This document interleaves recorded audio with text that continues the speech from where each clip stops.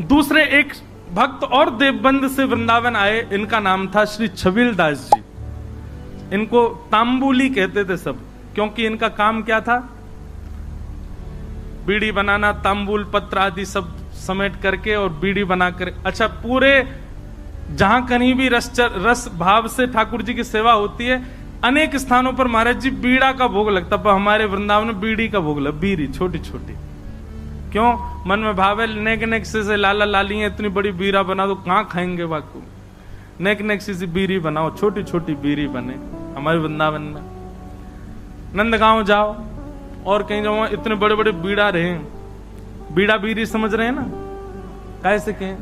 पान की जो सेवा रहे बात बीड़ी के हैं, और बीड़ा के वो बड़ो रहे, छोटी रहे वो बीड़ी। तो छबील दास जी तांबुली, ये भी देवबंद के थे। इनको भी महाप्रभु जी की बड़ी याद आई, और आप भी महाराज सब छोड़ छाड़ करके वृंदावन आ गए। बोले कि वहीं जाके छोटी छोटी बीड़ी बनाऊंगा, राधा वल्लभ लाल जी को पवाय करूंगा। आए, आकर के महाप्रभु जी के चरणों में प्रणाम किया, और प्रणाम करके कहा मुझे सेवा प्रदान करो। बहुत ध्यान से सुनना सब लोग। महाप्रभु जी बोले क्या सेवा करोगे? बोले हम पे तो एक ही काम आवे, बीड़ी बनावेंगे, प्रियालाल जी आप बनाओ। बोले ऐसी बीड़ी बनाओ जो मुख में जावे के बाद भी लाल जी को श्रम नहीं करना पड़े, अपने आप ही घुल जाए करे। वो ठीक है। अब तो महाराज वो इसी भाव में बीड़ी सिद्ध करता था, पानों को रात में भिगोता, उनको बिल्कुल नरम सा बना के वही सामग्री भीतर, वो भी निधान महाप्रभु जी ने बताया क्या क्या सामग्री जाएंगे, उसके अलावा कुछ नहीं। बिल्कुल भी ऐसा ना हो कि मुख में जाकर के थोड़ा भी श्रम करना पड़े। रोज बीड़ी बनाता, चांदी के बढ़िया सुंदर पात्र में उनको भर के लेके जाता, और सेवा में जाकर के श्री राधा वल्लभ लाल जी की सेवा में पधराता। एक बात बताएं आपको, पर बीड़ी को भोग ऐसा है, ठाकुर जी क्या करें? वाकु पामे और मुख से लगा करके अधरामृत को स्पर्श करा करके तब वाकु पधरा दे। नेक नेक पामे, एक बीड़ी तो नेक लियो, दूसरी तो या को मतलब यह है कि मुख्य अधरामृत ठाकुर, वैसे तो सबका छू है, पर बीड़ी में विशेष ठाकुर जी को अधरामृत को भाव रहे। तो ये छबील दास जी तांबुली आए और इनने बीड़ी की सेवा प्रारंभ करी। ठाकुर जी के लिए बढ़िया बीड़ी बनाते, चांदी के पात्र में ले जाके पधरा देते। महाप्रभु जी ने एक दिन बीड़ी को प्रसाद ठाकुर जी को पधरा करके, और जब अधरामृत है गयो, प्रसादी है गई, स्वयं पाए, बड़ा आनंद आया। महाप्रभु जी को लगे कि हाँ ठाकुर जी के योग्य सामग्री बननी है। एक दिन बड़े प्रसन्न थे महाप्रभु जी, तो विराज रहे थे, सब सेवक गण चारों ओर बैठे थे। अत्यंत प्रसन्न श्री हितरवंश महाप्रभु सबसे बोले कछु मांगो भाई, तुम्हें कहा चाहिए? आज मैं इतना प्रसन्न हूं, आज प्रियालाल जी को ऐसा दर्शन भयो है, इतनो आनंद मन में उमड़ रहे हो कि मन एरो जो मांगोगे सो दूंगो, बताओ क्या चाहिए? चरण दबा रहे थे छबील दास जी तांबुली। हाँ भाई तांबुली छबील दास, तू बता क्या चाहिए? तेरी बीड़ी पाई, बहुत बहुत स्वाद, और बिल्कुल ऐसा लग रहा हो कि हाँ प्रियालाल जी को सुख मिलता होगा, बता कहा चाहिए? आहा, छबील दास तांबुली चरण दबाते दबाते बोले जो मांगूंगा सो दोगे? महाप्रभु जी बोले कहा चाहिए बता, आज्ञा कर। सावधानी से सुनो, बता कहा चाहिए? तो छबील दास तांबुली कह रहा है, बोले कि जय जय, हमें ऐसा अनुभव भयो, हमने ऐसी सुनी है कि श्री राधा वल्लभ जी आपसे बात करें, आपके संग बैठे, आपको हाथ पकड़ लें, आपकी गोद में बैठ जाएं कूद के।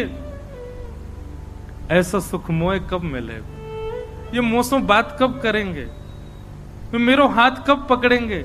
मेरी गोद में कब बैठेंगे? मेरे हाथन से बीड़ी कब पामेंगे? आपको देनो है तो महाप्रभु जी बस यही कृपा कर दो कि श्री राधा वल्लभ लाल जी प्रत्यक्ष काउदना मेरे सामने प्रकट हो जाएं, और जैसी लीला आपके संग करें, मेरी गोदी में भी कूद के बैठ जाएं एक दिन, मुझको भी वो सुख मिले, ऐसा अनुग्रह कर दो। महाप्रभु जी प्रसन्न भाव में संध्या के लिए जा रहे थे, और जाते जाते ऐसे ही बोल गए चल ठीक है दियो, राधा वल्लभ जी कृपा करेंगे तो पे, और चले गए जमुना जी। कोई ऐसा भी नहीं कि विधि विधान से बैठ के आशीष दिया हो, उठ के जाते जाते बोल गए चल दियो, कृपा करेंगे। नेत्र सजल है, बोले अब कब होगी कृपा ये तो जाने नहीं, पर गुरु आज्ञा है तो निश्चित कृपा होएगी। स्नान ध्यान करके वो भी बीरी की सेवा तैयार सिद्ध करन लगो, और बीरी सिद्ध करके महाराज जैसे ही लेकर के राधा वल्लभ जी मंदिर में आयो, संयोग से कोई भी नहीं मंदिर में, अकेलो छबीलदास तांबुली। बीरी भोग लेकर के भीतर गए, ढूंढन लगो कोई सखी मिले, सहचरी मिले, कोई सेवक मिले तो दम भैया अंदर पधराए दो। जैसे ही समीप गयो तभी कहा देखो युगल सरकार दोनों एक दूसरे गले में गलवैयां डाले तांबुली को देख करके और मंद मंद मुस्कुरा रहे हैं, और मंद मंद मुस्कुरा करके श्री जी इशारों कर रही हैं इतकुआ।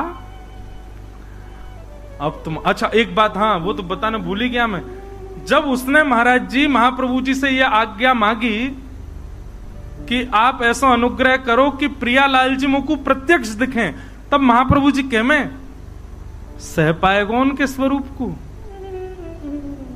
वो अगर प्रकट है गए तो उनके स्वरूप माधुरी रूप माधुरी को झेल लेगो ना, झेल लेगो तो को आशीष दूंगो। तो माने कही रूप देखने के बाद झेलनो ही ना है, प्राण निकल जाए, बस रूप दिख जाए एक बार, वाक्य बात। अच्छा क्योंकि एक बात बताएं, सहचरी भाव में और अंतरंग भाव में प्रियालाल जी तो अपनी लीला करते हैं, आपको तो बस प्रवेश मिल जाता है, और कहीं उनकी छवि देख करके आप बेहोश हो गए तो कई जगह महाराज जी हमारे वृंदावन रस रीति में उसको अपराध माना जाता है। आपने जरूर अपनी गुरु निष्ठा में कोई कमी छोड़ी होगी, जरूर अपनी निष्ठा भाव, इसीलिए आप उस छवि के भाव को सहन नहीं कर पाए। इसलिए महाप्रभु जी ने कहा झेल लेगो, झेल पावेगो स्वरूप को।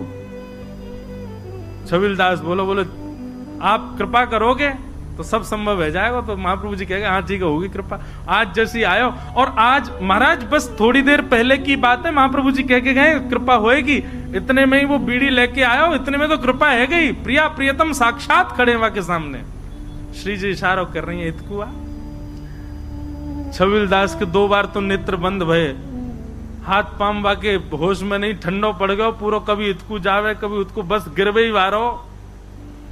इतने में ही वाने महाप्रभु जी को स्मरण किया, हितवंश महाप्रभु को स्मरण करते तुरंत चेतना आ गई, मानो गुरु ही कृपा करके ये बल दे रहे हैं कि प्रिया प्रियतम को देखो, उनकी बिना कृपा के देखे ही नहीं पाओगे वह स्वरूप को। छबीलदास सामने खड़ो है, अब कहां बोले ठाकुर जी से।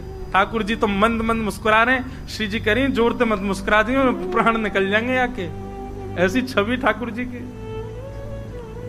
ठाकुर जी बोले खड़ो ही रहेगो, कछु करेगो भी। छबीलदास बोलो मुंह पे तो कछु आ भी ना, कहा करूं जय जय। बोले कहा करूं कहा, वो दूर डिबिया लेके खड़ो बीरी की, इतकुआ बीरी पवा। अब वो गयो महाराज, हाथ पाम कांप रहे वाके, ऐसे डिबिया खोल के और ठाकुर जी के आगे पधराई दी। ठाकुर जी बोले बाबरो ही है बिल्कुल ही, अरे निज करसों उठा बीरी और मुंह में पवाए दे, इतना विलंब काय को करे।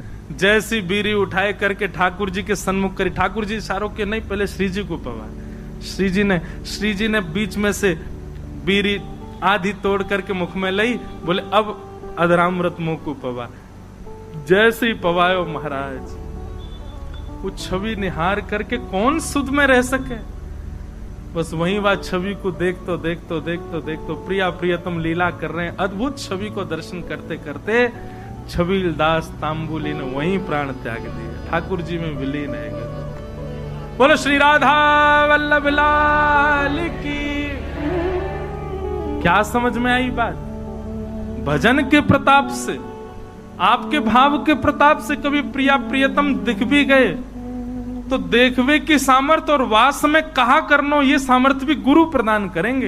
या हमारे गुरु शरणागति लो भैया, गुरु आज्ञा के बिना या गुरु कृपा के बिना प्रिया प्रियतम दिख गए तो हम झेले ही नहीं पाएंगे।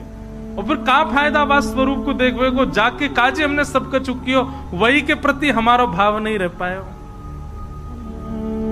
ऐसे श्री हितवंश महाप्रभु ने कृपा करके दर्शन कराए।